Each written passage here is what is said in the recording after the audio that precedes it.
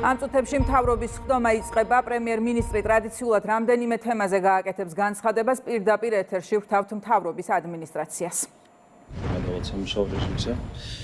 პირველ რიგში გამოქვეყნდა თებერვლის ეკონომიკური ზრდის მონაცემები და თებერვალში ეკონომიკურმა ზრდამ შეადგინა 8.8%, შესაბამისად იანვარ-თებერვლის საშუალო ზრდამ შეადგინა 8.4%, რაც განსაკუთრებით მნიშვნელოვანია, ჩვენ ვახერხებთ ეკონომიკური ზრდის სწრაფი ტემპის შენარჩუნებას. ასევე გამოქვეყნდა 2025 წლის დაზუსტებული მონაცემები, შარშან ზრდამ შეადგინა 7.5% და ტრენში და პროდუქტი შეადგენს შარშანელი წლის ბოლოს მონაცემებით 104.6 მილიარდ დოლარს. პირველად ჩვენმა ეკონომიკამ გადააჭარბა 100 მილიარდ დოლარს, რაც არის ასევე მნიშვნელოვანი მაჩვენებელი. შეგახსენებთ, რომ 2012 წელს ჩვენი ეკონომიკა შეადგენდა დაახლოებით 4-ჯერ ნაკლებს 28 მილიარდ დოლარს. დოლარში ჩვენი ეკონომიკა შეადგენს 38.1 მილიარდ დოლარს. ჩვენ რამდენჯერმე შევადარეთ ჩვენი ეკონომიკური ზრდის ტემპი მოლდოვის ეკონომიკური განვითარების ტემპს, მსგავსი მოცემულობა გვაქვს და უნდა აღინიშნოს, რომ გასული 5 წლის განმავლობაში 2021-25 წლებში ჩვენი ეკონომიკის სხვაობა მოლდოვის ეკონომიკასთან გავზარდეთ 14 მილიარდი დოლარით. ეს ნიშნავს იმას, რომ სხვაობა ჩვენს ბიუჯეტებს შორის გაიზარდა 3.5 მილიარდ დოლარზე მეტით. ეს არის, რა თქმა უნდა, ერთ-ერთი განსაზღვრელი ფაქტორი ზოგადად ქვეყნის განვითარებისთვის და მომავალშიც ბუნებრივია განსაკუთრებული აქცენტი გაკეთდება ეკონომიკის განვითარებაზე. ამ მიმართულებით ენერგეტიკასაც ენიჭება განსაკუთრებული მნიშვნელობა და აქ მინდა ერთ საკითხს შევეხო.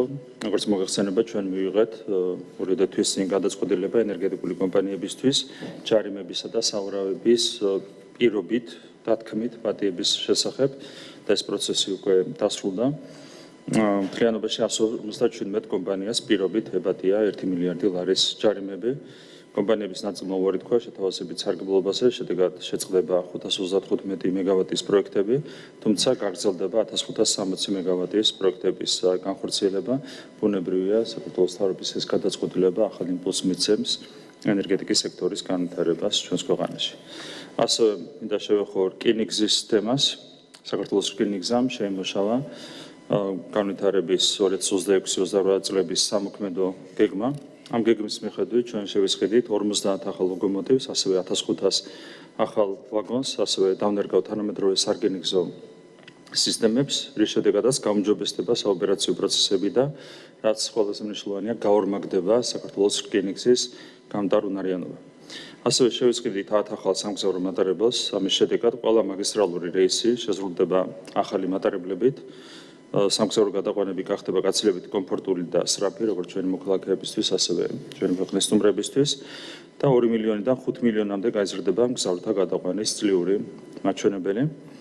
გარდა ამისა, რკინიგზას დაემატება თბილისი-ქუთაისის მიმართულება. აგვისტოში დასრულდება თბილისი-ბათუმის რკინიგზის რეაბილიტაცია, რის შედეგადაც გადაადგილების დრო 5.5 საათიდან შემცირდება 4 საათამდე, 1.5-ით შევამცირებთ მგზავრობის დროს თბილისიდან ბათუმამდე. ასევე აგვისტოში დასრულდება თბილისი-ახალციხის რკინიგზის რეაბილიტაცია, რის შედეგადაც აღდგება აღნიშნული რეისი, რომელიც გაუქმებული იყო 2009 წლიდან და გადაადგილების დრო ძველ დროსთან შედარებით 6 საათიდან შემცირდება 3 საათამდე, ან განახორციელდება გადაადგილების დრო თბილისი-ახალციხის მიმართულებაზე. ასევე მივიღეთ გადაწყვეტილება და ეს არის გეგმის ნაწილი. ბორჯომბაგურიანის ისტორიული მატარებლის, ეგრეთ წოდებული კუკუშკის რეაბილიტაციის თაობაზე. სრული რეაბილიტაცია ჩაუტარდება როგორც მატარებელს, ისე სარკინიგზო ინფრასტრუქტურას და განხორციელდება 5 შესაბამისი სარკინიგზო სადგურის რეაბილიტაცია. ეს ხაზიც იყო 2020 წლიდან გაჩერებული და გეგმის მიხედვით მატარებელი მომავალ წლის იანვრიდან მოემსახურება ჩვენს მოქალაქეებს და ჩვენი ქვეყნის სტუმრებს. ტურისტული თვალსაზრისითაც ძალიან დიდი მნიშვნელობა აქვს ბუნებრივია რკინიგზის ამ ხაზის აღდგენას.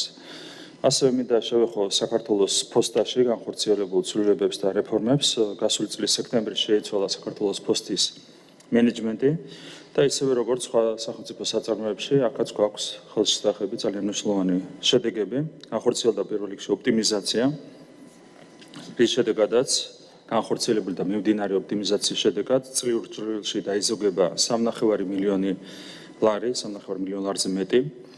ასევე შუამავალ კომპანიებში გატანილი ბიზნეს პროცესები დაბრუნდება საქართველოს ფოსტაში, რის შედეგადაც საქართველოს ფოსტას ყოველწლიურად დაემატება 14.2 მილიონი ლარის ოდენობის შემოსავალი.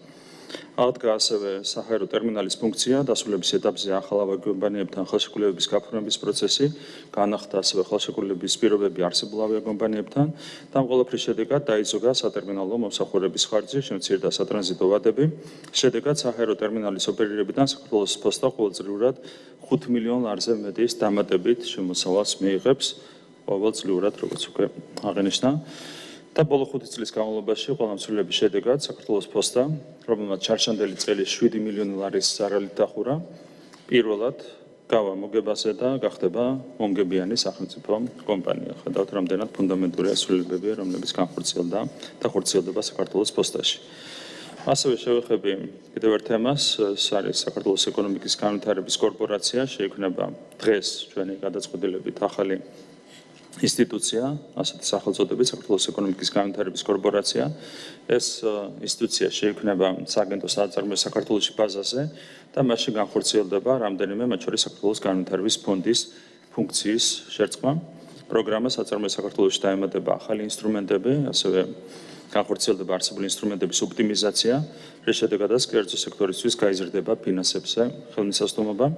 ახალი ინიციატივები მოიცავს ინდიცირებულ სესხებს და კაპიტალის ბაზრის განვითარების ინსტრუმენტებს, განსაკუთრებული ყურადღება დაეთმობა კონკრეტულ სექტორებს, მათ შორის ენერგეტიკას, სადაც კომპანიებს გაიზრდებათ წვდომა იაფსესხებზე. ეკონომიკის სამინისტროში ასევე უნდა ითქვას, დამოუკიდებელ უწყებად ჩამოყალიბდება ინვესტიციების სააგენტო, რომელიც აქტიურად იმუშავებს ახალი უცხოური ინვესტიციების მოზიდვაზე საქართველოში. შევეხები ანაკლიის პორტის ინფრასტრუქტურის თემას. როგორც მოგეხსენებათ, გასული რამდენიმე თვის განმავლობაში განხორციელდა არსებული ხელშეკრულებების ფარგლებში გასაწევი სახელმწიფო ხარჯების სერიოზული ოპტიმიზაცია სხვადასხვა მიმართულებით და სხვა ხელშეკრულებებთან ერთად ჩვენ ასევე გადავხედეთ ანაკლის ღრმაწყლოვანი ნავსადგურის დაღრმავებასთან და ტალღამტეხის მოწყობასთან დაკავშირებულ ხელშეკრულებას, რომელიც პირვანდელი ღირებულება იყო 203.9 მილიარდი დოლარი. ასევე გადავხედეთ ხელშეკრულებას ზედამხედველ კომპანიასთანაც, შედეგად პროექტის ღირებულება 25%-ზე მეტით შემცირდა, პროექტის ღირებულება შემცირდა 52.9 მილიონი დოლარით და შედეგად უახლოეს დღეებში აქტიურად განახლდება სამშენებლო პროცესი ანაკლიაში, ბევრად უფრო შემცირებული ხარჯებით და ზოგადად უნდა აღინიშნოს, რომ საქართველოს მთავრობა იღებს პასუხისმგებლობას, რომ ყველა ინფრასტრუქტურული პროექტი მაქსიმალურად ხარჯეფექტიანად მინიმალური საბიუჯეტო დანახარჯებით განხორციელდება. მინდა მადლობა გადაუხადო ეკონომიკის მინისტრს მის გუნდს, რომელმაც სახელმწიფო ბიუჯეტს ამ კონკრეტულ შემთხვევაში 52.9 მილიონი დოლარი დაუზოგა. შევეხები ასევე ინფრასტრუქტურის სამინისტროს გეგმის შესრულებას. მნიშვნელოვანი აღინიშნოს, რომ მიმდინარე წლის პირველი კვარტალის გეგმა გადაჭარბებით ხარჯების ნაწილში 7%-ით შესრულდა. თქვენ მოგეხსენებათ, რომ კორუფციის პრევენციის მიზნით და არასწორი პრაქტიკის პრევენციის მიზნით შარშან დაგჭირდა ჩვენ მთელი რიგი ინფრასტრუქტურული პროექტების შეჩერება. შედეგად შარშან დაუხარჯებით დარჩა დაახლოებით 400 მილიონი ლარი, რომელიც სამინისტროს წლევანდელ ბიუჯეტზე გადმოვიდა. და ამ ფონზე, რა თქმა უნდა, თანხების გადაჭარბებით ათვისებას, 7%-ით ათვისებას აქვს განსაკუთრებული მნიშვნელობა, როგორც ინფრასტრუქტურული პროექტების განხორციელების კუთხით, ისე ჩვენი ეკონომიკის ზრდის სტიმულირებისთვის. მადლობა მინდა გადავხადო ინფრასტრუქტურის მინისტრს გეგმის გადაჭარბებით შესრულებისთვის. და ბოლო საკითხი უკავშირდება პლასტმასის მოხმარების შემცირებას. როგორც მოგეხსენებათ, პლასტმასის მოხმარება ზიანს აყენებს როგორც ადამიანების ჯანმრთელობას, ისე გარემოს და რამდენიმე მნიშვნელოვანი ნაბიჯი უკვე გადაიდგა პლასტმასის მოხმარების შემცირების მიმართულებით, ეს პროცესი ეტაპობრივად გაგრძელდება. თუმცა ამავდროულად ჩვენ უნდა გავითვალისწინოთ ამ პროცესთან დაკავშირებული გვერდითი ფაქტორები, მათ შორის არის ბიზნესის სუბიექტური ინტერესები, ასევე კონკრეტული რეგულაციების შესაძლო გავლენა სამოხმარებლო ფასებზე. ბიზნეს სექტორთან მქონდა აქტიური კონსულტაციები, მადლობა ამისთვის გარემოს სტატუსსა და სოფლის მეურნეობის მინისტრს და ამ კონსულტაციების შემდეგ მივიღეთ გადაწყვეტილება პლასტმასის ბოთლებში სასმელის წარმოების იმპორტისა და ბაზარზე განთავსების რეგულაციის ამოქმედება გადავავადოთ 4 წლით 2031 წლის 1 თებერვალამდე. ეს არის ეს გადაწყვეტილება, რომელიც მიღებული იქნა კონსულტაციების შემდეგ კონსულტაციების საფუძველზე. ეს იყო ის საკითხები, რომლებსაც მინდა ყურადღების გამახვილება შეგვიძლია გადავიდეთ სამუშაო რეჟიმზე. დიდი მადლობა.